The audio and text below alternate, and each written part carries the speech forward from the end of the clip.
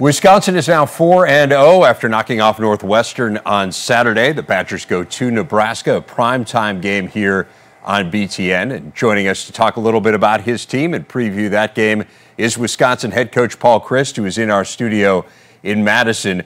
And Coach, before we look ahead, I want to look back a little bit, not just on this year to this point, but on the past 3 years. You know, you've been through 3 different defensive coordinators now, and yet here you are still playing elite level defense. I'm fascinated by how you have been able to maintain that level of play through all the change that you've had within your program. Well, I think certainly all the credit goes to the coaches, but more importantly the players. You know, they've been the ones that have adjusted, and fortunately, you know, 3 really good defense coordinators, and yet with that, we've had continuity on the defensive staff, and so I think it's the people that are making it work, and like I said, the coaches have done a nice job of kind of transitioning from, you know, Justin transitioned well with the kind of the philosophy and what we were doing, what we were calling things, you know, that Dave did, and then I think Jimmy's built on what Justin did. So it's been the people that have made it go, and certainly, you know, we've done some good things to this point this year, but we've got a lot of football ahead of us, but it's the people that have made it work. Was it part of the prerequisite when you were making the replacement hires that you wanted to continue along the same philosophy? I think that there was conversation, certainly, that you know, these are the things that we've done well, and more importantly, these are the things that our players know and understand, and yet I think every one of them has done a nice job of kind of adjusting with the people and playing to the strengths that we have, and so it's not like here's the playbook. I think it's got to be a little bit more fluid than that, but I also think a big part of it is it's the coaches that we've had. Certainly, you know, when Justin came in after Dave and Jimmy after Justin, it's not about those guys. It's about what can our players do, what do they know, and what can we teach them. And so I think, you know, the credit certainly goes to everyone for making it work. Alex Hornibrook has already equaled his total of touchdown passes from last season. Where have you seen the greatest growth in him, Coach? Well, I think Alex has done what probably you'd want most of your second-year players to do, and that's take a look at what he learned his first year. You know, the good things that he did and what gave him those chances to be successful, and maybe every bit as important is what did he learn from that didn't go his way. And so Alex spends a ton of time. He likes playing football. He likes studying football, and so I think he's getting familiar with the system. I think maybe even more so, he's getting familiar with our players, and so you know, the credit goes to him, and yet, you know, and he's done some good things, but he can still be a lot better, and the best part is he wants to be that, and he'll work at getting better.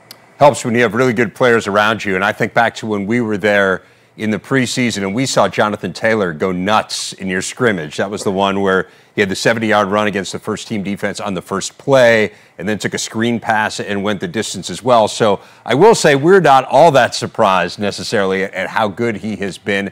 But are you surprised that, given the experience that you guys had coming back at running back, that he has taken on as large of a role as he has this early as a true freshman?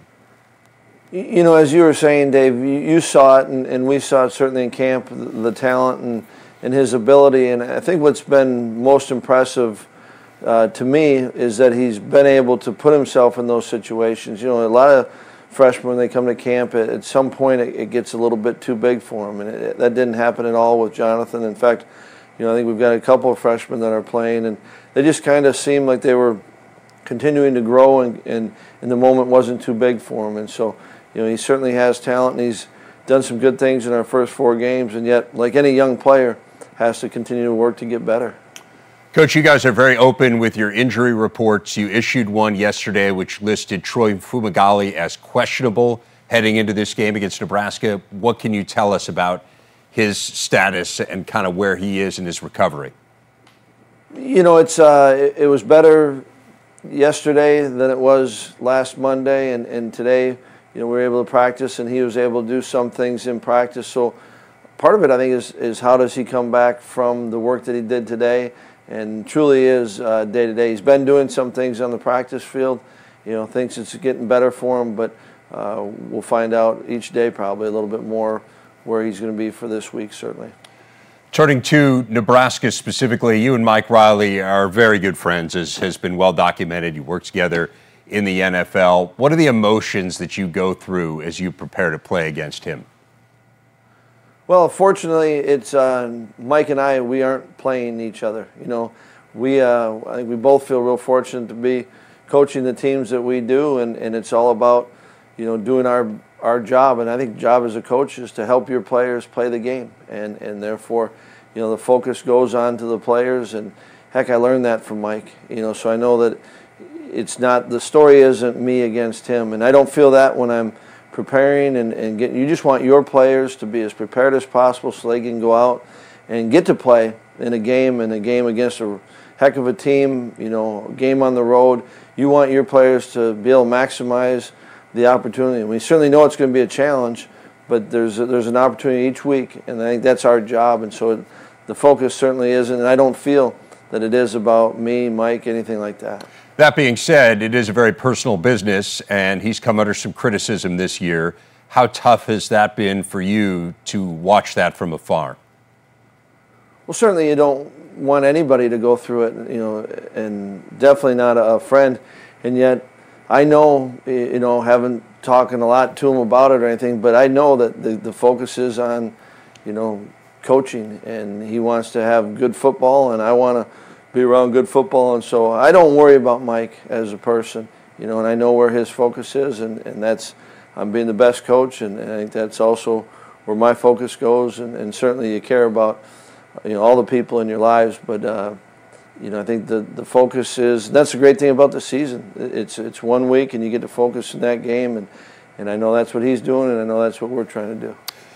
Well, let's talk a little bit more about the specifics of the game then. It's a Nebraska team that has won 20 straight home night games. That is the longest such streak in the country. What are the particular challenges of going into an environment like this one?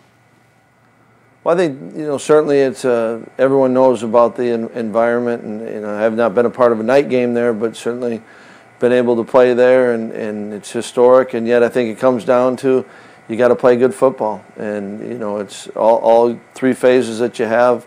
You have to play well, and certainly on the road, it's never easy. But I think the focus has to be in playing the game and playing to the best of your ability, and that's our job, to help prepare our kids so that they can do that and enjoy the actual playing and competing on Saturday night. When you speak about the preparation for the game, we know Bob Diaco's defense has really come along here in the last few weeks. Does the fact that you guys play a lot of odd man fronts in your defense, does that help in preparation at all for their defense?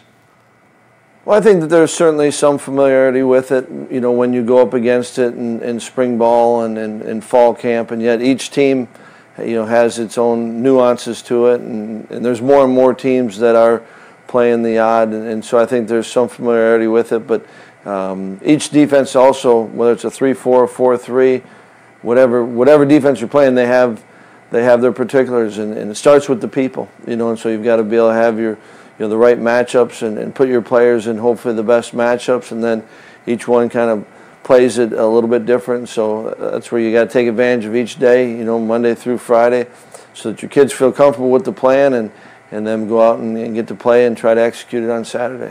Coach, one last thing for you. There are people literally conceding the West to your team right now, and you know, you can say, well, we ignore that, but you know your players hear it. I mean, you know it's out there. So how do you get them to focus on the task at hand?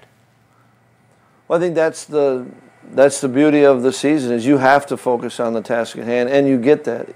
You know, that's an opportunity. And we all know, you know, we just got done with our first Big Ten football game. And so we know there's a lot of football yet ahead of us, and we're excited about that. That's what you do all this work for in the offseason, so you get to play the games. And our older players, you know, they've lived it where there's been noise, but the noise has been negative noise. And so you can't choose to not listen to it one year and then buy into it the next year. And so you want to make sure that your kids are focused for each opportunity that it is, and it's against a good team this week. And so, you know, we've just got to do everything we can to make sure that their energy's put in the right place, and that's all the things that affect them, and certainly the outside noise. And you're right, I'm sure they are hearing it, and their families are hearing it, but none of that matters, and so you try to focus on the things that do matter.